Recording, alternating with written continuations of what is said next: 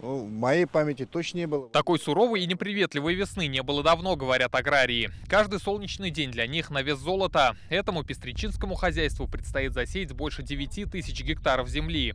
Но из-за постоянных осадков работа выполнена только на треть. Ищем поля, где нормальные поля, там сеем, где более-менее сухо. Мощность, вот что в день посеять, где-то 300 гектар мы можем сеять. А вот получается вот из-за погоды мы сеем где-то 50 гектар, 100 гектар.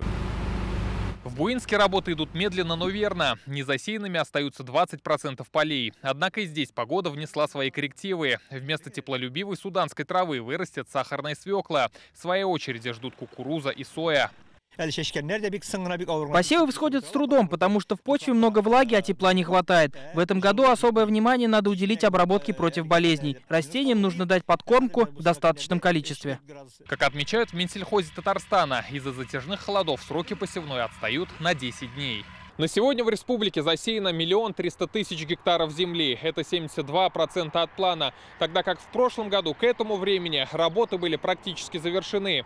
В основном посеяны зерновые культуры, более устойчивые к холоду. Это яровая пшеница, ячмень и горох.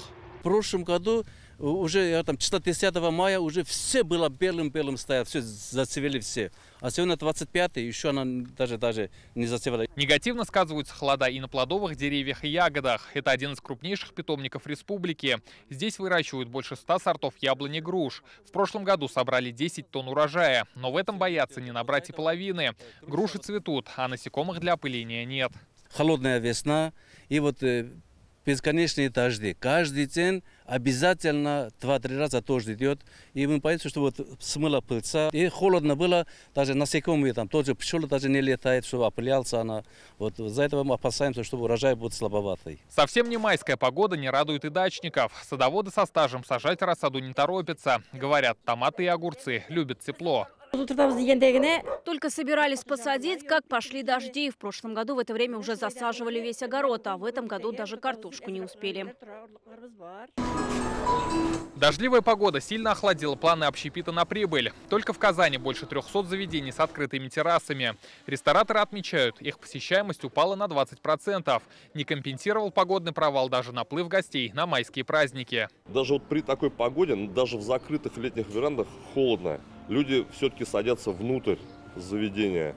Даже не спасают и тепловые пушки, обогреватели, они не спасают, потому что даже, я думаю, что если температура будет около 15, уже нормально. Депрессия не психологическая, а барическая. Именно в таком состоянии сейчас находится погода, по мнению климатологов. Непривычную для мая стужу в Татарстан принесло из Арктики. Сейчас температура на 8 градусов ниже климатической нормы. В 1,5 раза май перевыполнил норму и по количеству осадков. Такой холодной и дождливой весны не было больше полувека. Май оказался аномальным и по количеству осадков, и по температуре. Конечно, в истории такое тоже наблюдалось. Это было в последний раз, например, в 1971 году.